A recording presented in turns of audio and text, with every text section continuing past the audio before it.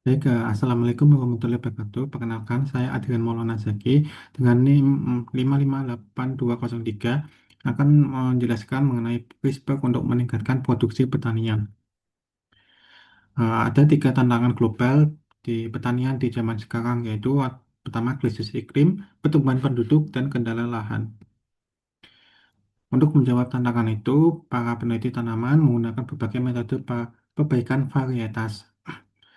Di situ ada contohnya cross breeding, kemudian mutation breeding, transgenic breeding merupakan cara konvensional.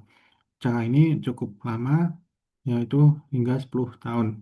Fokus pada saat ini yaitu adalah di genome editing dengan CRISPR. Teknik ini tidak menambahkan gen asing, melainkan langsung memodifikasi gen asli tanaman secara presisi.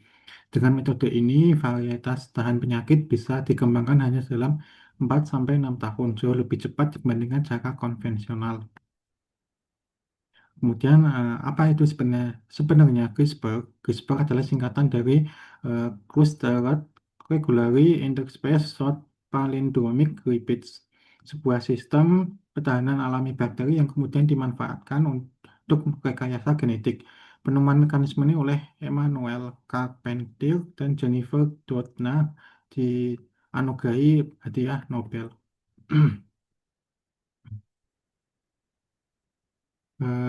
Kemudian acara mekanisme adalah ada guide RNA yang berfungsi sebagai penuntut dan enzim CAS9 yang bertugas memotong DNA tepat di lokasi target.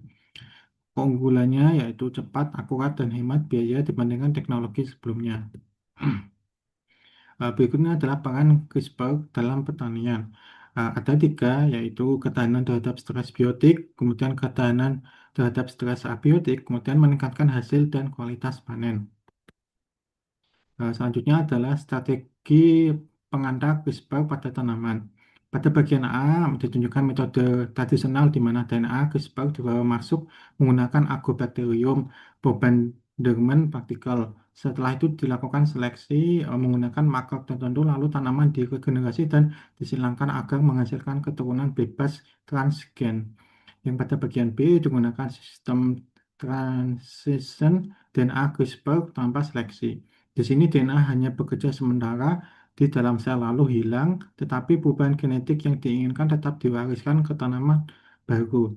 Kemudian yang C adalah metode paling modern, yaitu dengan mengandalkan langsung mRNA atau kompleks protein Cas9 gRNA. Karena ini molekul ini cepat terdegradasi, tanaman hasil editing dapat diperoleh tanpa membawa DNA asing.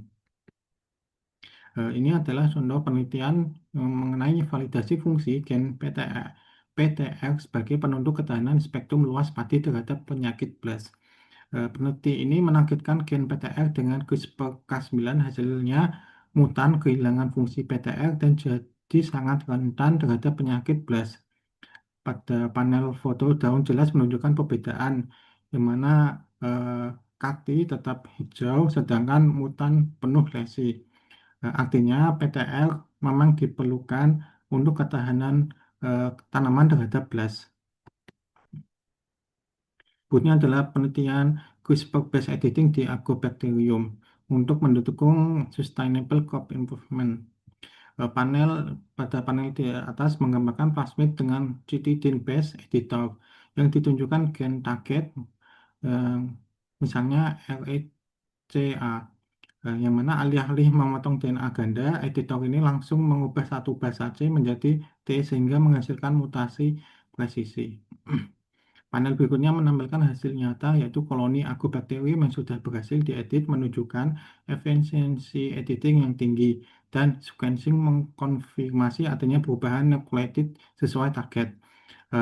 Penelitian ini membuktikan bahwa CRISPR-based editing Agrobacterium itu efisien, stabil, dan presisi.